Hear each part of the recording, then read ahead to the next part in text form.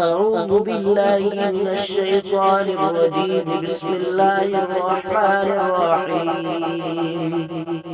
والشمس وضحاها والقمر إذا طلاها والنهار إذا جلاها والليل إذا يغشاها والسماء وما بناها والأرض وما طحاها ونفس وما سواها فألهمها فجورها وتقواها قد أفلح من زكاها وقد خاب من دساها كذب الثمود بطغواها إذ انبعث أشقاها فقال لهم رسول الله ناقة الله وسقياها فكذبوه فعقروها فدمدم عليهم ربهم بذنبهم فسواها